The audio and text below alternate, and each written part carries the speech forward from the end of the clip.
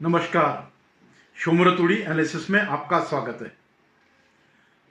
दोस्तों, आज मैं दो घटनाओं का जिक्र कर रहा हूं और दोनों आपके सामने ही गुजरी हैं और दोनों हालिया घटनाएं हैं। अभी बहुत दिन नहीं हुए हैं इन घटनाओं को घटे हुए और उसका दो अलग पक्ष है, एक दूसरे के बिल्कुल विपरीत है। तो मैं सीधे घटना पर आता हूं। पहली घटना तो है बांग्लादेश में जो सत्ता पलट हुआ, उसके बारे में मैं आपसे जिक्र करूंगा। सत्ता पलट रोका जा सकता था अगर शेख हसीना जो है अपने देश को विदेशियों के हाथों में गिरवी रख देती, अगर वो सीआईए के कहने पर चलती, अगर वो वहां के जो कट्टरपंथी है, जमायती हैं, उनके कहने पर चलती, तो वो आराम से सत्ता भोग सकती थी। कोई बहुत बड़ी बात नहीं थी। और जो मेन इशू था, भले ही अमेरिका उसका खंडन कर रहा हो, लेकिन एक वहां पर एक छोटा सा टापू है जिसको अमेरिका लेना चाह रहा था। कहने को तो ये भी कहते हैं कि उसको एक क्रिश्चियन स्टेट बनाना चाह रहा था। क्रिश्चियन स्टेट भले ही न बने, लेकिन वहां पर अपनी सैनिक उपस्थिति दर्ज करना चाहता।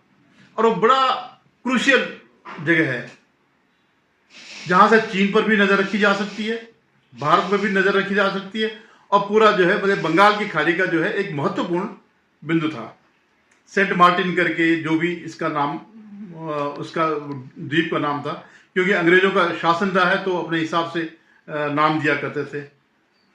ऐसा नहीं है कि शेख हसीना को पता नहीं था कि मेरी सत्ता जा सकती है, लेकिन उसने रिस्क मोल लिया, उसने देशभक्ति दिखाई, उसने अपने देश को नहीं बेचा और सत्ता गंवा दी। सिर्फ इतना ही नहीं, उसने अपने परिवार का जीवन भी दांव पर लगा दिया। अगर आप लोग वाकिफ नहीं हैं तो आपको बता दूं कि जो है शेख हसीना के पिता को भी सब परिवार मारा गया था। इन्हीं आईएसआई, सीआईए या जो जमायती, इन लोगों ने मारा था, हत्याकांड किया था। उस बंगबंधु का जिसने इस देश को बचाया था, इस देश को पाकिस्तान के शिकंजे से मुक्त किया था, जिसने इनकी महिलाओं के साथ बलात्कार करने वालों से इनको मुक्ति दिलाई थी, इनकी माताओं से, बुआओं से, फूफियों से इनसे मुक्ति मिलाई थी। लेकिन जो शक्तियां वहां पर है, पाकिस्तान परस्त शक्तियां और सीआईए का जो स्वार्थ है, दुनिया में कोई ऐसा देश नहीं होगा जहां सीआईए अपना हस्तक्षेप न करती हो, उस देश को अपने हिसाब से नहीं चलाना चाहती हो। हालांकि अपने को बहुत बड़ा डेमोक्रेटिक कंट्री कहता है अमेरिका, लेकिन जो कुछ वहां पर हो रहा है उस पर वो आंख मूंदे बैठा है। तो ये जो है असलियत है। तो मैं ये कह रहा हूं कि शेख हसीना ने अपनी जीवन, अपनी सत्ता, अपनी कुर्सी सब दांव पे लगा दी, लेकिन अपने देश को बेचा नहीं। अब ये आगे वाले बेचे न बेचे ये इनकी बात है, लेकिन उसने दिखा दिया कि मैं जो मुक्ति संग्राम के योद्धा थे, शेख मुजीबुर रहमान, मैं उनकी सच्ची बेटी हूं।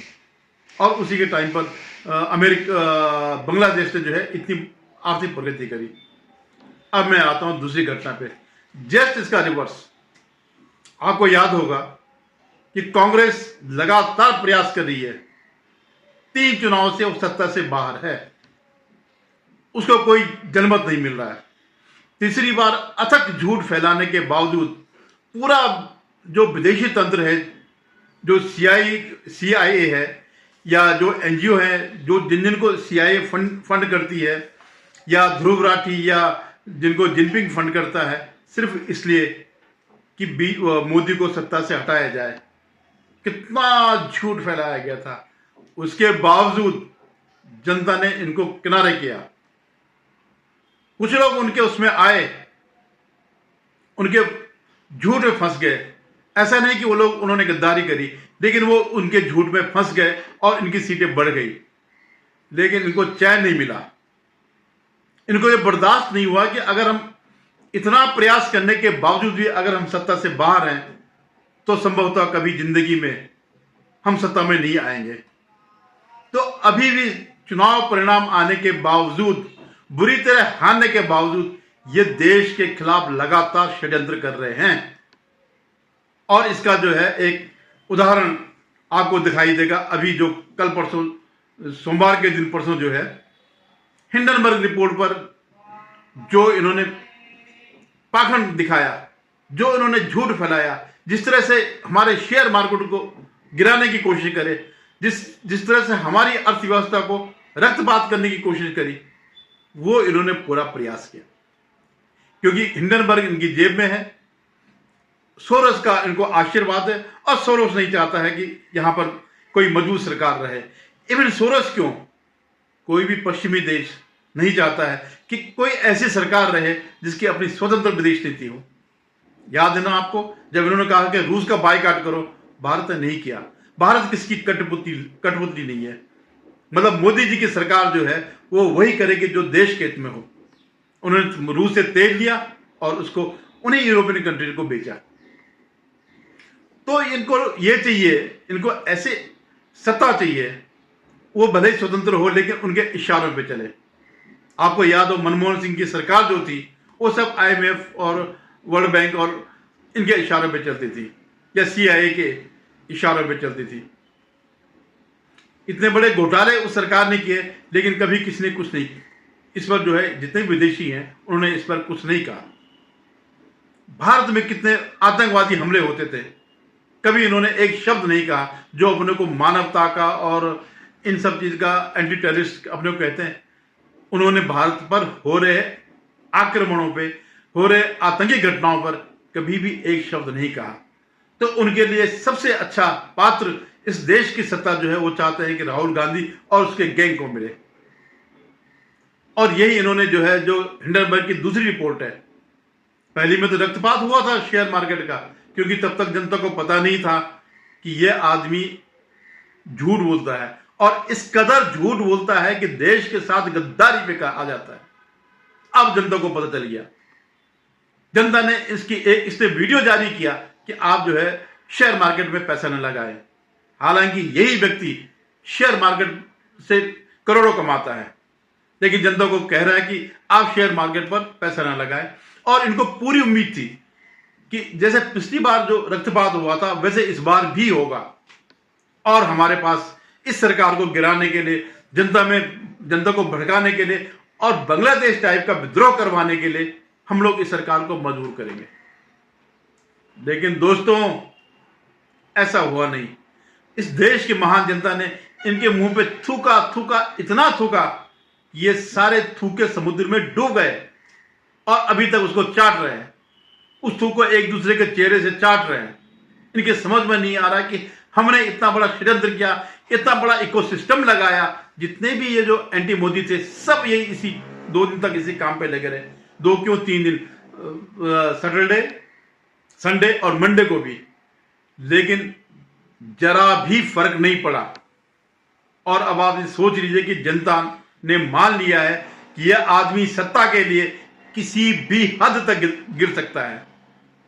डोकलाम का तो आपको याद होगा, जब भारत की सेना और चीनी सेना आमने सामने खड़ी थी, तब ये लोग रात को भारत की सूचनाएं देने के लिए चीनी दूतावास में गए थे, चीनी राजनयिकों से मिले थे।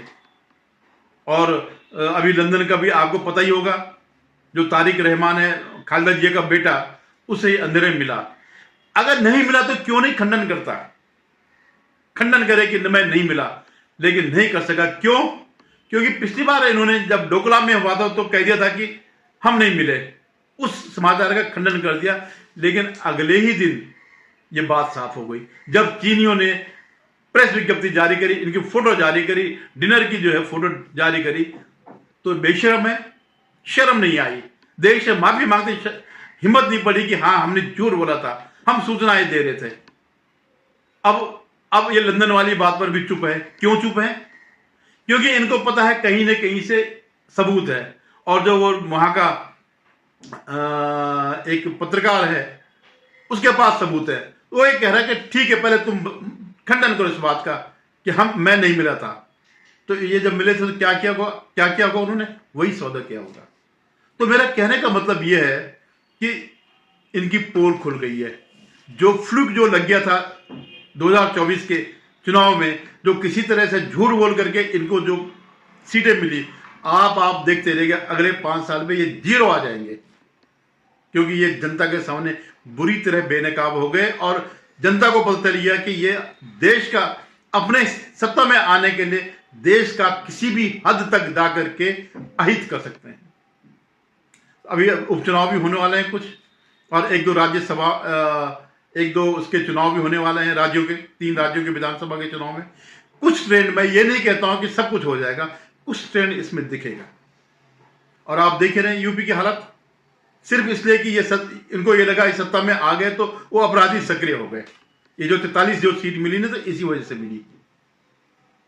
धन्यवाद। आपसे एक बार निवेदन है कि आप मेरे इस चैनल को सब्सक्राइब करिएगा, शेयर कीजिएगा और इस पर कमेंट जरूर करें। धन्यवाद।